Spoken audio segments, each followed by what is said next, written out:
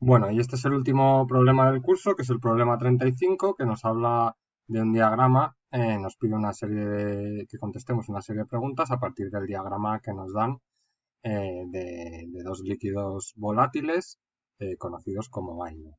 Nos dice que tenemos una disolución líquida de composición desconocida a una presión de una atmósfera, de la que se sabe que al aumentar su temperatura, manteniendo la presión constante, llega un momento a partir de 400 grados en el que existen dos fases de equilibrio. ¿Vale? Pues tenemos que encontrar el primer punto donde existen dos fases de equilibrio a esta temperatura de 400 grados. O sea que nos están preguntando por esta isoterma. En esta isoterma tenemos que encontrar a qué temperatura, a qué fracción de A aparece el primer líquido. Y ese es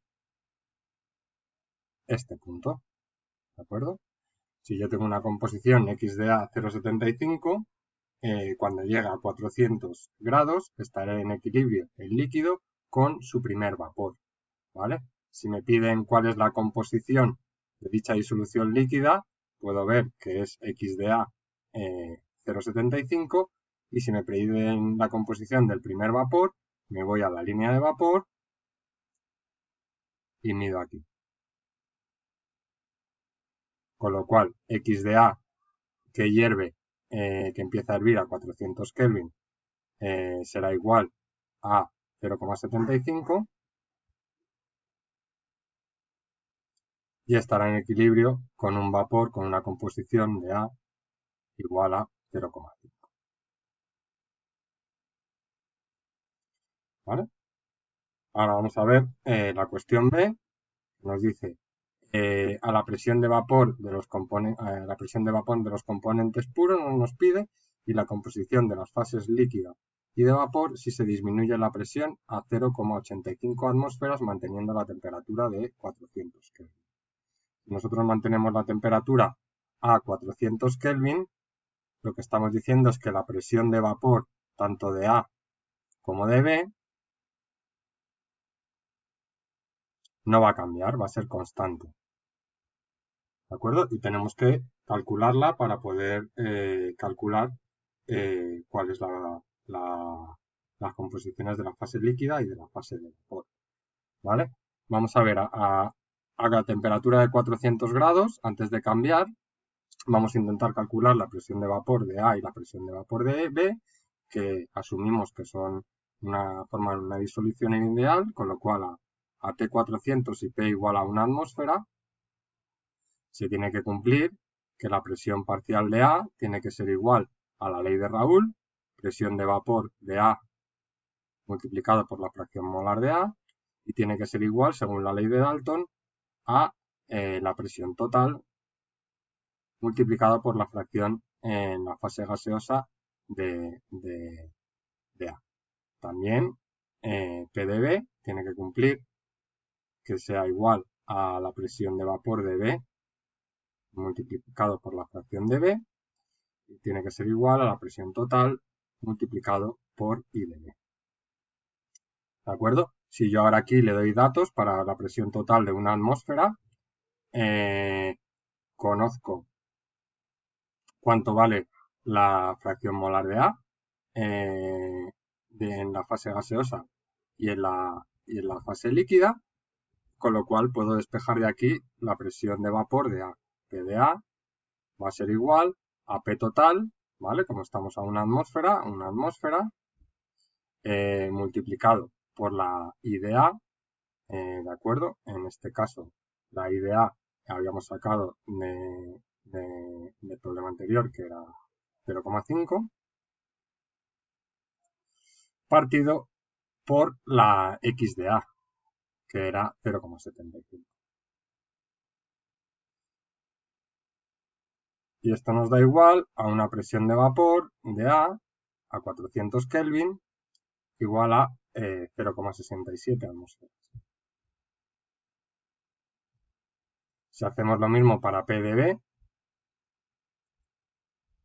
va a seguir siendo igual a una atmósfera multiplicado por 0,5 y partido por 0,25. Nos va a dar una presión parcial de B igual a 2 atmósferas. Esto a una temperatura de 400 grados y una presión parcial de 1 atmósfera. Si ahora yo quiero saber qué es lo que ocurre a 400 grados y una presión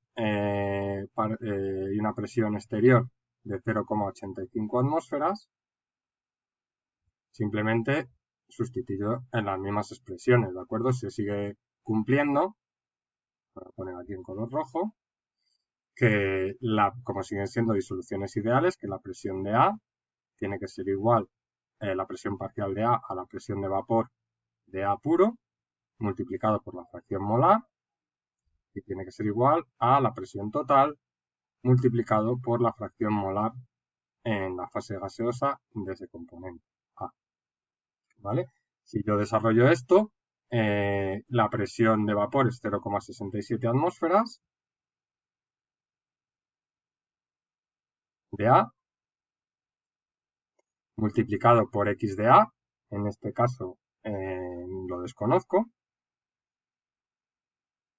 es igual a la presión total, que en este caso va a ser 0,85 atmósferas, por la composición en la fase gaseosa de A, que también desconozco, ¿vale? Por otro lado, puedo hacer lo mismo para P de B, que es igual a P sub 0 de B por X de B. Esto va a ser igual a PT por I de B. Y si lo pongo ahora en función de X de A, puedo decir que 2 atmósferas, que es la presión parcial de B, multiplicado por 1 menos X de A, o sea, X de B, perdón, 1 menos X de A, tiene que ser igual a 0,85 atmósferas multiplicado por I de B. I de B lo puedo despejar como 1 menos I de A. ¿De acuerdo? Aquí tengo dos ecuaciones con dos incógnitas y simplemente de aquí saco que X de A es igual a 0,86 y de A es igual a 0,68. ¿Vale? Si quiero conocer la composición completa, pues en la fase líquida tendré un X de B igual a 0,14 y un I de B igual a 0,32.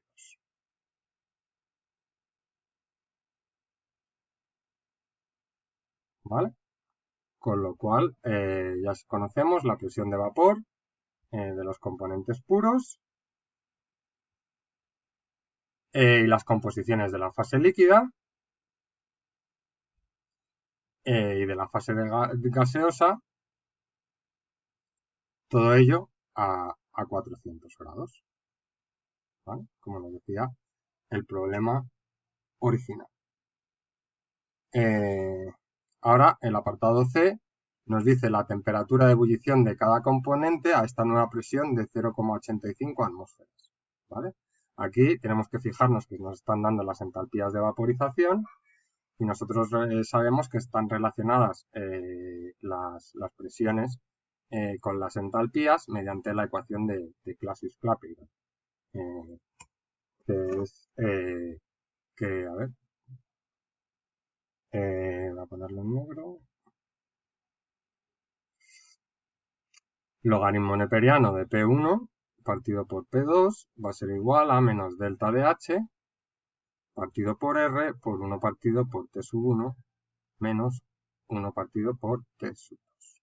Aquí tenemos que acordarnos que las temperaturas van en Kelvin, que los deltas de H tenemos que ponerlos en julios, ¿de acuerdo? No en kilojulios. Y la R también en julios, ¿vale? De aquí, para la sustancia A, nosotros podemos decir que a una presión de una atmósfera,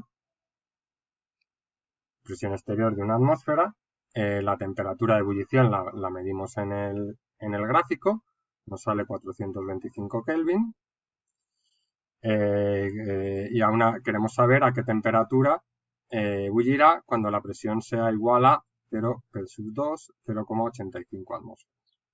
¿vale? Nos preguntan cuál es la temperatura y sabemos que delta de H es igual a 36,25 kilojulios, ¿vale? Sustituimos estos datos en esta ecuación y nos sale que la temperatura de ebullición a una temperatura de ebullición de A a una presión de 0,85 atmósferas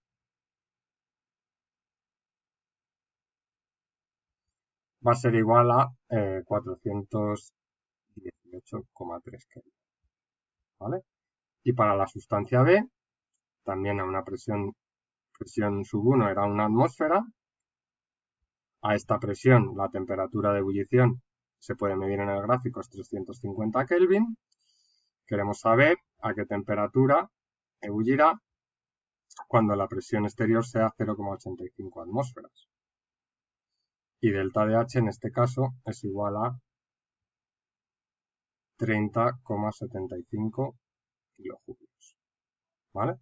Pues sustituimos otra vez en la ecuación de Clausius-Clapeyron, 1, 0,85 menos 30.750, 8,134, T1 es igual a 350, despejamos para T2 y T2 para B a 0,85 atmósferas,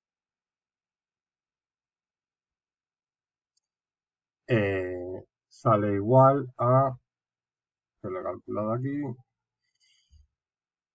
344,6 Kelvin. ¿Vale? La diferencia entre este número y el número que veis en el cuadernillo es que cuando lo resolvimos en el cuadernillo, aquí sin querer habíamos medido mal en el gráfico y habíamos puesto 355 Kelvin. O sea que si usamos aquí 355 Kelvin, esto nos saldría 349.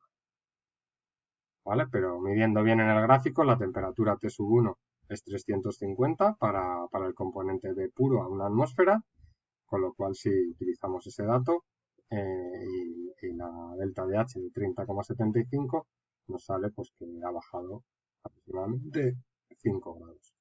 Y en el caso del componente A, al bajar la presión a 0,85 grados, la temperatura de ebullición pues ha bajado 7 grados.